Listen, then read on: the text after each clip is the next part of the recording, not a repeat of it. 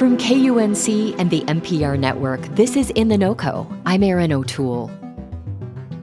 For centuries, the Arapaho have called Colorado and Wyoming home.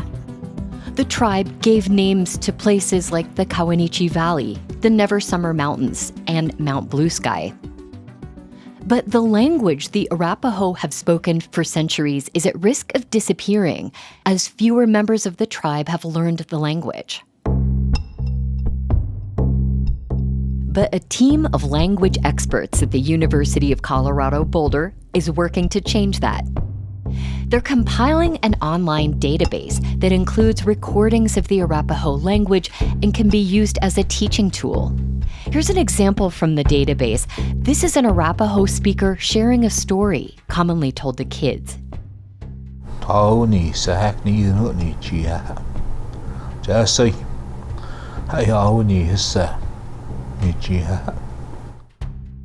CU linguistics professor Andrew Cowell helped launch this project more than 2 decades ago. He specializes in preserving indigenous languages.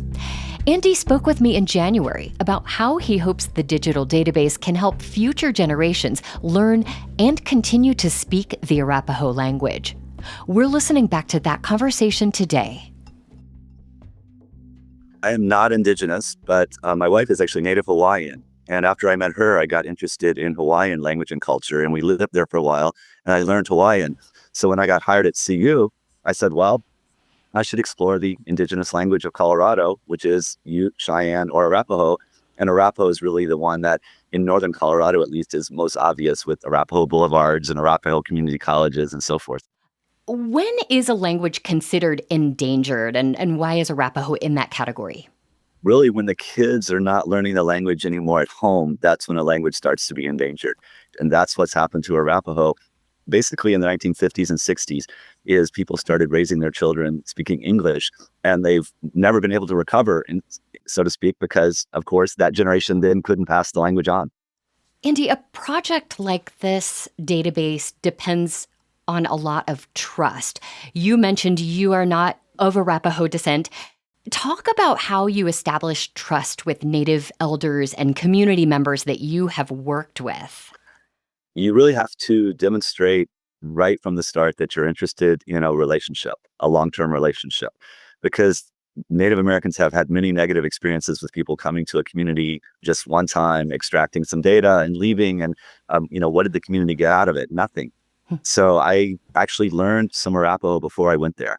And so when I first met some of the Arapaho elders and teachers, I couldn't say much. I couldn't understand hardly anything, but I showed that I had tried and that I actually had tried to learn and that I could say a few sentences. And that showed a level of commitment where they felt like, maybe this guy's worth cultivating, so to speak. Mm-hmm. And that kind of continued for several years. And it really took quite a while to actually be adopted into the tribe. But it's been a great relationship with them over the years. That must have been a fascinating first meeting where you had learned a few words, but really couldn't understand what was going on. Yeah. And of course, they tease you. And right. They tease you in English and they tease you in Arapaho. And it's really a test to see, if you have the humility and the good humor to fit into the community and to accept that position.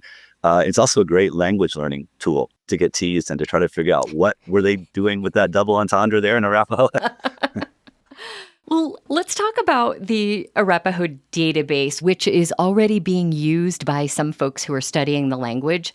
How does someone use it if they are curious about how to say something in Arapaho? So we do have an online dictionary, which is available to the public. And so that is open to anybody. It's on the web. And we also have a language learning website, which is available to anyone as well. It's called the Arapaho Language Project. It has language learning lessons. It has sound files on it. And so you can start learning some basic Arapaho and look things up. The overall database, however, it consists of over 100,000 sentences, mostly of conversation and narrative. Mm-hmm. What we are trying to do is we're trying to extract useful bits of that database and turn it into curriculum for the students in the schools. Because at this point, it's clear that the language can't be saved in the home anymore. It's going to have to be learned by teenagers, young adults, and then ultimately also by children in the schools. And hopefully after that, they will then know it well enough to teach it at the home, and it can go back into being a home language potentially.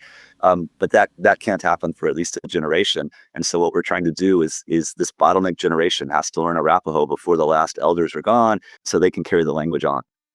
You and your colleagues are working to create a curriculum for students in Oklahoma and Wyoming to learn the language.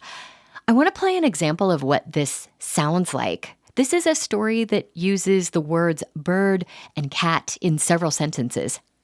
Hina waa ni na hawa ni ehin. Hina ni ehi ni akut ha ta wa khu ni ni. Hini waa na ka iya hat ha ta nis. Andy, could you explain what we just heard and how this fits into the teaching curriculum? Yeah, that's actually a story that a grad student of mine worked with one of the native speakers to develop.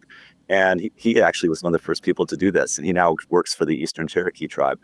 The idea is we've recorded a lot of native speakers telling what you would say traditional narratives, but they tend to be very long. They can be very complicated. They're very rich poetically and literarily, we might say, but they're not necessarily good for a first grader or a second grader to learn the language.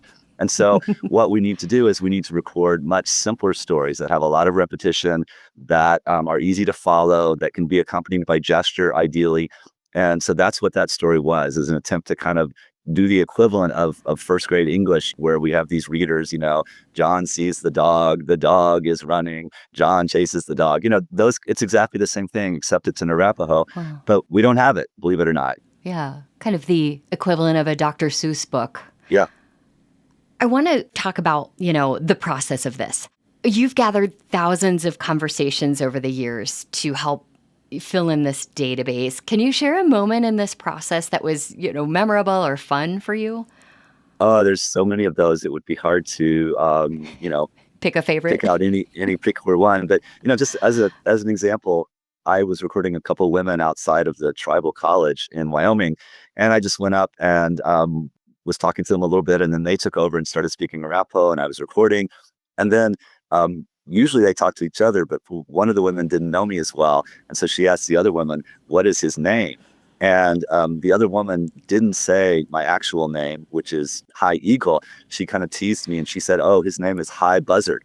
And started laughing. And then the other woman started laughing with her. And I kind of tried to joke back and say, yeah, some people call me High Meadowlark as well, or something like that. So it's just really fun when people get to the point where they know that you know the language well enough that you can really understand what's going on in those kind of settings.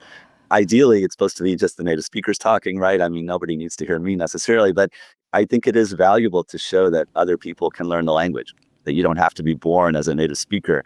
And so I think it is important to document students trying to speak the language as well.